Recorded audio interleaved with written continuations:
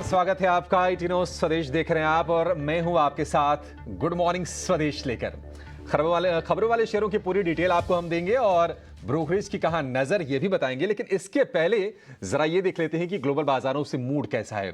कल भारतीय बाजारों में शानदार रिकवरी, 22,200 के ऊपर के स्तर हमने फिर से देखे। निचले स्तर से तकरीबन हम करीब करीब 250 अंकों के आसपास का हमने उछाल देखा और दिन की ऊंचाई पर बाजार बंद हुए और आज ग्लोबल संकेत बाजारों के लिए ठीक ठाक दिख रहे हैं। अमेरिकी बाजारों की अगर हम बात करें तो वहां से क्यूज अच्छे हैं, एनवीडिया के नतीजे अच्छे आए थे और उसके चलते हमने देखा कि खास तौर से नैस्डैक में एक बढ़िया तेजी बनी है। नैस्डैक 3% चढ़ के बंद हुआ है। डाउ और S&P 500 ने नया शिखर बनाया है। तो डाउ, S&P, नैस्डैक तीनों से माहौल अच्छा, मूड अच्छा।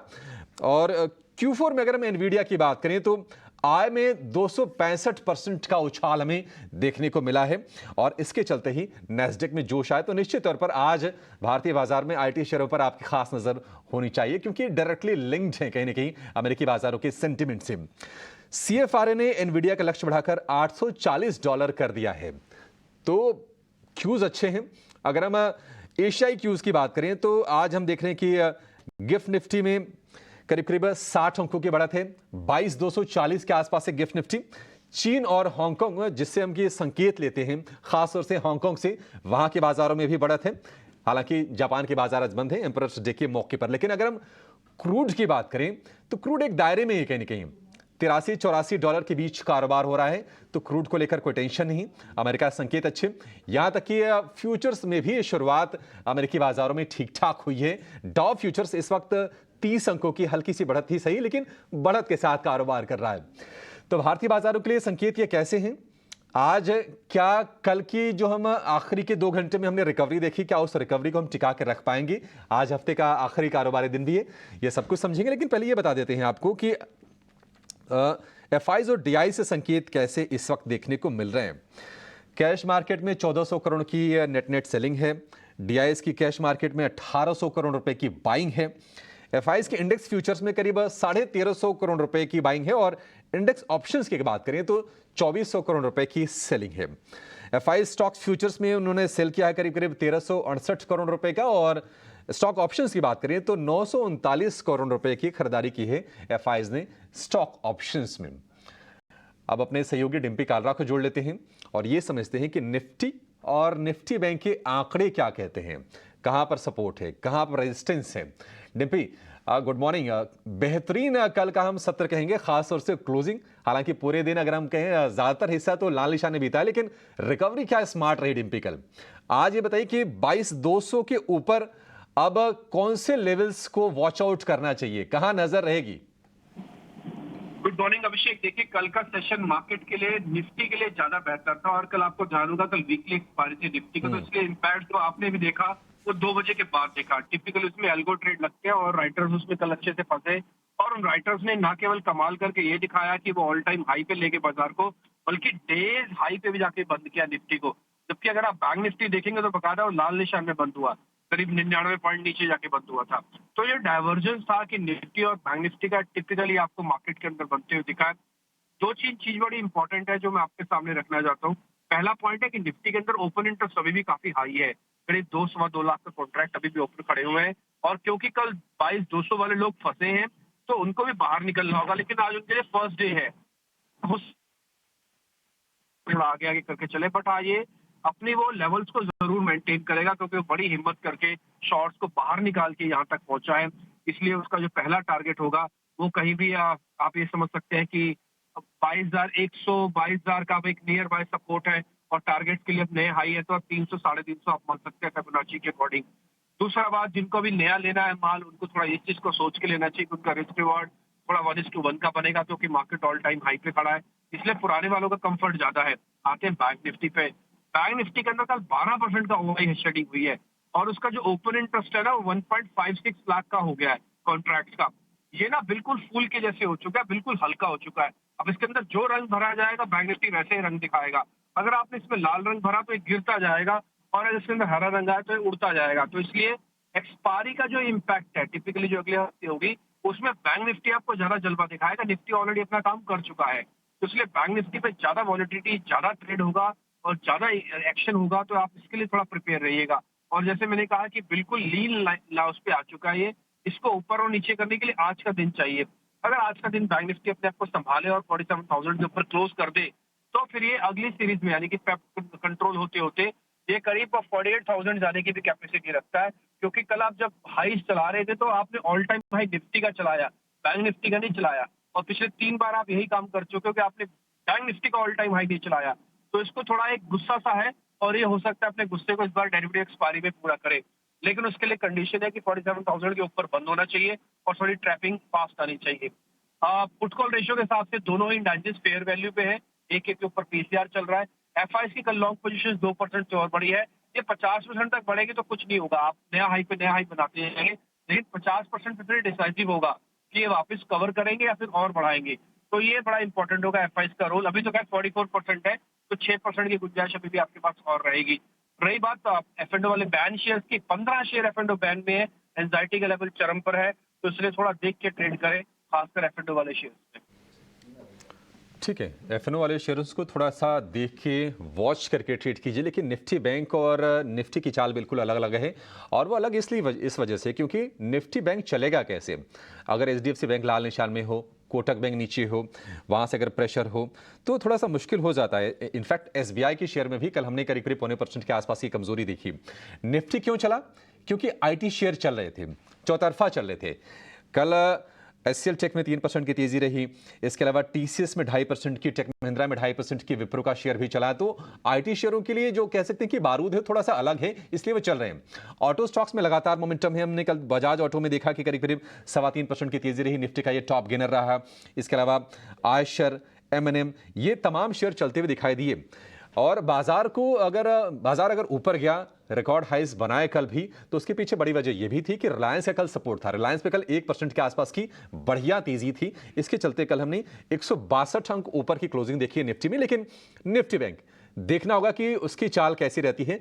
1400 रुपए के आसपास जाके एचडीएफसी बैंक टिक रहा है, उसके ऊपर भी गया है, लेकिन उसके ऊपर की चाल डिसाइसिव आ नहीं पा रही है। और जब तक एचडीएफसी बैंक नहीं चलता है, चूंकि थोड़ा वेटेज वाला मामला है, इसलिए आप बहुत उम्मीदें करके चलिए। एचडीएफसी बैंक अगर चलेगा, आईसीआईसीआई बैंक चलता है, वेटेज कमांड करते हैं निफ्टी बैंक में 50% से ज्यादा का, ये दोनों के दोनों शेयर मिला के, तो आपको एक कहीं ना कहीं निर्णायक एक चाल देखने को मिलेगी निफ्टी बैंक की। लेकिन बाजार पर रणनीति बनाने के लिए हमारे साथ जुड़ गए हैं एक और खास एक्सपर्ट, investforedu.com के आदित्य अग्रवाल। आदित्य, गुड मॉर्निंग, बहुत शुक्रिया आपका समय देने के लिए। बताइए आज किस तरह की चाल दिखेगी आदित्य, और क्या आपको उम्मीद है कि आज निफ्टी बैंक में थोड़ा सा कैचअप प्ले होगा? कल हमने निफ्टी में अच्छी तेजी देखी है। गुड मॉर्निंग शोभम रानी में शुक्रिया प्रशांत। बिल्कुल मुझे लग रहा है कि बैंक निफ्टी में एक बाइंग पैटर्न हमें आज देखने मिल सकता है। इनफैक्ट अगर हम देखें तो पिछले हफ्ते एक अच्छी परफॉर्मेंस देखने मिली थी बैंक निफ्टी में। लास्ट 2 दिन में हमने थोड़ी प्रॉफिट बुकिंग देखी बैंक निफ्टी में, और कल एक सपोर्ट लेके रिवर्सल भी आया था। एक नेकलाइन पे सपोर्ट लिया था और वहां से एक रिवर्सल आया था। तो एक ऊपर में जो इमीडिएट हर्डल है वो 47,500 का है। अगर उसको क्रॉस कर देता है बैंक निफ्टी तो मुझे लग रहा है इसमें एक अच्छी तेजी देखने मिलेगी। और जैसा कि आपने कहा कि एचडीएफसी बैंक जो एक बहुत ही अंडर परफॉर्म किया है, उसमें एक अच्छा यहाँ पे सपोर्ट बनाया है, और यहाँ पे कंसोलिडेशन के बाद एक अप मूव यहाँ पे देखने मिल रहा है। तो रिस्क टू रिवॉर्ड के लिहाज से बहुत ही फेवरेबल है एचडीएफसी बैंक करंट लेवल्स में। मुझे लग रहा है यहाँ पे आपको पहला लक्ष्य आराम से 1500 और 1550 देखने मिलेगा। और अगर वो होता है तो बैंक निफ्टी आपको डेफिनेटली फिर 48,200 तक आता हुआ दिखेगा। और अगर हम निफ्टी की बात कर ले तो यहाँ पे निफ्टी में डेफिनेटली कल एक रिवर्सल देखने मिला है। इंपॉर्टेंट रहेगा देखने के लिए कि आज जो गैप होता है उसके बाद क्या निफ्टी सस्टेन कर पाता है अपने प्रीवियस डे हाइस के ऊपर। और अगर ये 22,300 के ऊपर सस्टेन करता है तो मुझे लग रहा है 22,500 तक का मूव हमें निफ्टी में भी देखने मिल सकता है। बट थोड़ा कॉशियस रहना चाहिए क्योंकि हम देख रहे हैं मार्केट वॉलेटाइल होते जा रहा है, और जैसे जैसे हम इलेक्शंस के पास आएंगे मार्केट में वॉलेटिलिटी बढ़ेगी और आपको डिसाइसिव ट्रेंड नहीं मिलेगा मार्केट्स में देखने के लिए। तो कॉशियस रहे, और उस कॉशियस रहते हुए आप ट्रेड ले मार्केट में। ठीक है, सावधान सतर्क रहने की जरूरत है, बाजार में कॉशन बरत के ही ट्रेड करना है। आदित्य, तो शेयर कौन से हैं जो आपने छांट के हमारे दर्शकों के लिए आज निकाले हैं? कहां पर कन्विक्शन है आपका? तो पहला रहेगा गोदरेज कंज्यूमर का। बहुत ही शानदार एक चार्ट पैटर्न बना के स्टॉक ने कल ब्रेकआउट दिया है और वॉल्यूम्स भी बहुत शानदार हो रहे हैं यहाँ पे। तो मुझे लग रहा है यहाँ पे खरीदारी करनी चाहिए फ्रेश। करंट लेवल्स पे टारगेट लगा है यहाँ पे 1350 का, स्टॉप लॉस लगा है 1210 का। सेकंड स्टॉक रहेगा मैकडॉवेल्स का, यूनाइटेड स्पिरिट्स। बहुत ही शानदार इसमें एक अप मूव, न्यू हाइज बनते हुए दिख रहा है, हायर हाइज हायर लोज। तो खरीदारी करें यहाँ पे।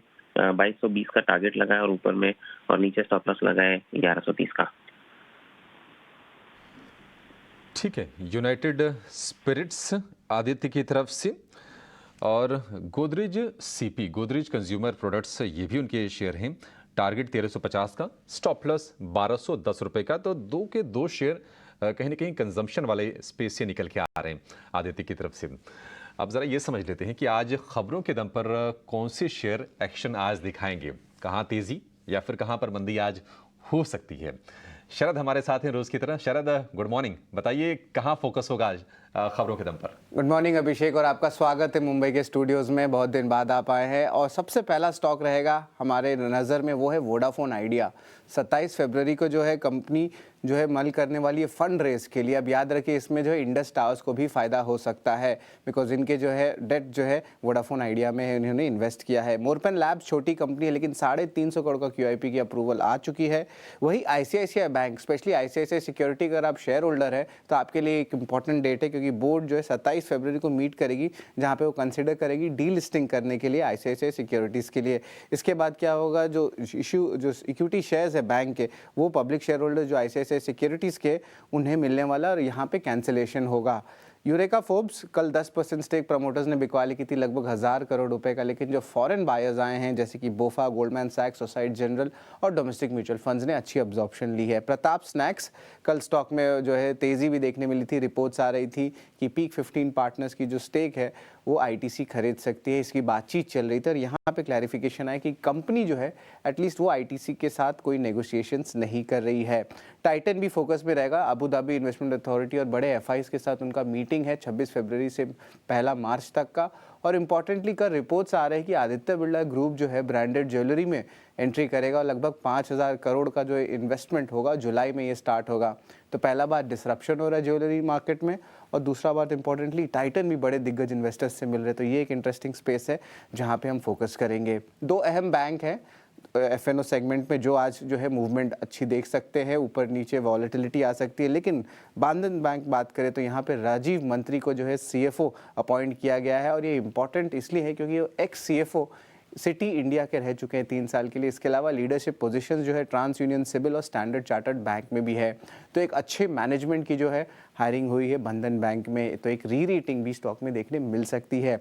RBL बैंक में भी बड़े इन्वेस्टर मैथ्यू सिरियक ने जो है लगभग 33 लाख शेयर्स लिया है, जिसका ऑलमोस्ट 0.54% स्टेक आता है। इसके अलावा जन स्मॉल फाइनेंस बैंक हाल ही में लिस्ट हुई है company, largely inline set of numbers आए हैं, एसेट क्वालिटी भी इंप्रूव की है, और जो डाइवर्सिफिकेशन होती है उनकी लोन की, तो उसको देखे जो है अनसिक्योर्ड लोन बुक थोड़ी कम हो रही है। आखिर में एंजल वन भी फोकस में रहेगा स्टॉक में। तो हमने तेज़ी रिटेल पार्टिसिपेशन और उनके डिजिटल एक्सपेंशन में ऑलरेडी देख ली है, लेकिन बोर्ड ने अप्रूव किया है कि लगभग 2000 करोड़ वो रेस करेंगे। ये प्रेफरेंशियल इशू भी हो सकता है या QIP भी हो सकता है। तो HNI इन्वेस्ट और जो डोमेस्टिक इन्वेस्टर्स हैं उनकी क्या इंटरेस्ट रहते हैं, ये बहुत इंपॉर्टेंट रहेगा। तो ये 10 स्टॉक्स है जहाँ पे आज एक्शन देखने मिलेगा। 10 स्टॉक्स, और उम्मीद करेंगे, पूरा यकीन भी है कि इन्हीं के इर्द गिर्द आज आपको तेजी या फिर मंदी शेयरों में देखने को मिलेगी भी। शुक्रिया शरद। और निश्चित तौर पर वोडाफोन आइडिया कल की तेजी आज फिर से फोकस में रहेगा। फंड जुटाने पर कंपनी विचार करेगी, 27 फरवरी को बोर्ड विचार करेगा, और निश्चित तौर पर ये बड़ा पॉजिटिव है, यहाँ पर नज़र ज़रूर रखिए। प्रताप स्नैक्स की कल की तेजी वैसे तो इंट्राडे में थोड़ी थोड़ी रिवर्स हो गई थी, सिर्फ 4% के आसपास की रह गई थी, लेकिन अब ये खंडन भी आ गया है कि ITC से बातचीत की जो खबरें आ रही थी हिस्सेदारी बेचने के लिए, उसका उन्होंने खंडन कर दिया था। तो ये फोकस में रहेगा। और कहीं ना कहीं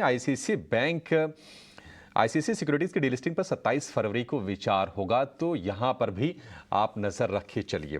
कमोडिटी बाजार में आपके लिए मौके कहाँ पर बनेंगे, अब ये जान लेते हैं। और हमारे साथ जुड़ गए हैं HDFC सिक्योरिटीज़ के अनुज गुप्ता। अनुज, गुड मॉर्निंग। बताइए कहाँ पर नज़र है आपकी, क्या ट्रेड करके पैसा बनेगा आज? Good morning. देखिए, अगर हम बुलियंस की बात करें तो यहाँ पर एक साइडवेज ट्रेंड देख रहे हैं, हायर लेवल पे थोड़ा मार्केट रेजिस्टेंस फेस कर रहा है, तो हमें लगता है कि यहाँ पे सडन राइज का मार्केट हो सकता है। तो गोल्ड में बिकवाली का ट्रेड देखा जा सकता है, तो करीबन 62,250 के आसपास बिकवाली करें। 62,425 का स्टॉप लॉस लगाएं। टारगेट करीबन 61,950 तक देखा जा सकता है। वहीं दूसरी तरफ अगर हम बात करें क्रूड की, तो क्रूड के अंदर भी हमने कल एक हायर लेवल पे कुछ प्रॉफिट बुकिंग आती हुई देखी थी। तो क्रूड के अंदर भी प्रॉफिट बुकिंग है यहाँ पर करीबन हायर लेवल पे 6,520 के आसपास बिकवाली करें। 6,600 का स्टॉप लॉस लगाएं। टारगेट करीबन 6,450 तक देखा जा सकता है। और अगर बेस मेटल की बात करें तो यहाँ पर हमने कॉपर में कल एक रेंज बाउंड मोमेंटम देखा था, तो वो भी हायर लेवल पे सस्टेन नहीं हो रहा था। तो यहाँ पर भी सेल ऑन राइज की मार्केट होगी। नीचे 729 तक के टारगेट कॉपर में देखने को मिल सकते हैं। ठीक है अनुज, बहुत शुक्रिया आपका आज समय देने के लिए और ये अपनी रणनीति बताने के लिए। तो क्रूड, कॉपर, गोल्ड तीनों में ही सेल की रणनीति है। क्रूड का जो टारगेट है 6,450 का, स्टॉप लॉस 6,600 का। कॉपर का जो टारगेट है 729 का, स्टॉप लॉस 738 का। और गोल्ड अप्रैल फ्यूचर, इसका टारगेट है 61,959 का और 62,425 रुपए का है स्टॉप लॉस। लेकिन जरा आपको ये बता देते हैं कि जो अन्य जो ब्रोकरेज हाउसेस हैं, ये तो कमोडिटी मार्केट की रणनीति हो गई। स्टॉक में कहां पर आपको नजर रखनी है इंट्राडे के लिए? फिनवर्सिफाई की राय है कि आप आईसीआईसीआई बैंक खरीदिए। टारगेट 1,095 रुपये और स्टॉप लॉस 1,048 का। दूसरा टारगेट है 1,129 का। दो टारगेट आईसीआईसीआई बैंक के लिए। ओबरॉय रियल्टी, हमने कल देखा कि रियल एस्टेट शेयर भी चल रहे थे। ओबरॉय रियल्टी में भी हम तेजी देख रहे थे। कल 56-57 रुपये ऊपर ये बंद हुआ है। 4% के आसपास की शानदार तेजी हमने कल देखी है, लेकिन ये अभी और चलेगा। 1375 के ऊपर इसको आपको खरीदना है, ऑलरेडी उसके ऊपर ही है। टारगेट 1405 रुपये और दूसरा टारगेट 1430 रुपये का। स्टॉप लॉस आपको लगाना है 1350 रुपये का। जेम फाइनेंशियल के रिकमेंडेशन है एशियन पेंट्स को खरीदने की और इसमें आपको टारगेट जो बनेगा वो होगा 3,067 रुपये का और स्टॉप लॉस 2,972 रुपये का। रिलायंस पर भी बुलिश कॉल्स हैं। कल की तेजी के बाद भी आज भी मौके आपके लिए वहां पर बनते हुए दिखाई दे सकते हैं। टारगेट होगा 3,005 रुपये का, स्टॉप लॉस 2,942 रुपये का। तो ये कुछ और ट्रेडिंग कॉल्स हैं जो आपको अपने नज़र में ज़रूर रखनी चाहिए और इसको आप फॉलो करेंगे तो आपके पैसे भी शायद बन सकते हैं। लेकिन मुंबई की रियल एस्टेट कंपनीज की अच्छी खबर है। ओबरॉय रियल्टी उसी में से एक है, और भी बहुत सारी हैं। तो महाराष्ट्र सरकार इस साल भी रेडी रेकनर रेट में कोई बढ़ोतरी नहीं कर रही है, ये एक राहत की चीज़ है। साथ ही चुनाव के पहले प्रीमियम चार्ज में भी कमी आ सकती है। महाराष्ट्र के हाउसिंग मिनिस्टर अतुल सावे से अनुराग शाह ने खास बातचीत की है। आइए सुनते हैं उनका क्या कहना है। सर, जब आपकी सरकार आई थी, आप हाउसिंग मिनिस्टर बने, तो हमने देखा पिछले साल रेडी रेकनर रेट्स में बदलाव नहीं किया गया था, एक राहत दी गई थी। जो हम देखते हैं कि रेडी रेकनर रेट बढ़ती हुई है, तो इस साल क्या लग रहा है आपको, क्या डिसीजन, क्या इस बार भी आप जो घर खरीदार हैं उनको एक राहत देने की सोच रहे हैं जिससे हाउसिंग इंडस्ट्री को बूस्ट मिलेगा, बिल्डर्स को भी राहत मिलेगी? कोविड के समय में हाउसिंग में इंडस्ट्री में काफ़ी रिसेशन आया था और उस रिसेशन में से जो डेवलपर्स थे उनको सपोर्ट करने के लिए गवर्नमेंट ऑफ महाराष्ट्र ने रेडी रेकनर रेट्स बढ़ाए नहीं थे, ताकि जो प्रॉपर्टीज़ रेडी रेकनर के इंक्रीज़ की वजह से सेटबैक ना मिले, इसलिए उस टाइम वो एक इंसेंटिव बोल के सारे डेवलपर्स को कोई भी रेडी रेकनर का रेट बढ़ाया नहीं था। हर साल जनवरी में बढ़ते, ये साल भी जनवरी में कोई रेडी रेकनर रेट बढ़ाया नहीं। एंड आई थिंक एक बार थोड़ा सा कंस्ट्रक्शन इंडस्ट्री या बिल्डर इंडस्ट्री स्टेबल हो जाए तो definitely it will be addition. Finally अगर वॉल्यूम में जाता है तो हमारे को रेवेन्यू का मिल जाता है। Yes sir. और सर, जो प्रीमियम पे छूट की बात है वो भी एक बड़ा बोझ होता है, बिल्डर्स लंबे वक्त से उसकी मांग कर रहे हैं, तो उसको लेकर क्या हम निकट भविष्य में अगले कुछ दिनों में एक बड़ा ऐलान होते हुए देख सकते हैं, क्योंकि वो काफ़ी बड़ा एक बूस्टर होगा हाउसिंग इंडस्ट्री के लिए? राज्य के उप मुख्यमंत्री और पहले उनके पास हाउसिंग डिपार्टमेंट जब था तब उन्होंने कहा था कि हम प्रीमियम में कुछ ना कुछ रिलैक्सेशन देंगे and definitely we are working out, हम उस पर वर्कआउट कर रहे हैं। ठीक है, रिलैक्सेशन देने की बात हो रही है, सरकार इस पर काम कर रही है और रियल एस्टेट के लिए एक बूस्टर ये हो सकता है। लेकिन ब्रोकरेज हाउसेस के रडार पर कौन से शेयर आज रहेंगे, ये बताने के लिए हमारे सहयोगी आशीषा जुड़ गई हैं। आशीषा, गुड मॉर्निंग, बताइए। स्पेशली हम सुनना चाहेंगे कि ऑटो पे हो, कुछ बैंक्स पे हो, बताइए क्या रिपोर्ट्स हैं। जी हाँ, सबसे पहले होनासा कंज्यूमर की बात करते हैं तो सिटी की रिपोर्ट आई है जहां उन्होंने इनिशिएट किया है कवरेज खरीदारी की राय के साथ और 550 रुपीज़ प्रति शेयर का टारगेट दिया है। उनका मानना है कि ग्रोथ प्रोस्पेक्ट्स काफ़ी अच्छे हैं, कंपनी नए कैटेगरीज में एंटर कर रही है जिसके चलते लॉन्ग टर्म आउटलुक काफ़ी पॉजिटिव है और कंपनी मार्केट शेयर गेन्स भी एंजॉय कर सकती है। तो कई सारे पॉजिटिव्स जिसके चलते उन्होंने इनिशिएट करी है कवरेज और 550 रुपीज़ प्रति शेयर का टारगेट रखा है।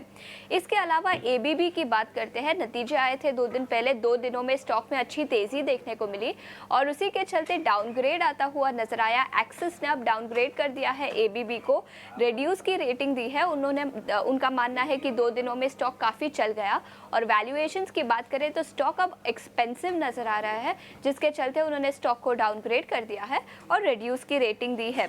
इसके अलावा कॉनकॉर पर रिपोर्ट आई है सिटी की, जहां उन्होंने टारगेट प्राइस बढ़ाकर अब 1224 रुपीज़ प्रति शेयर कर दिया है।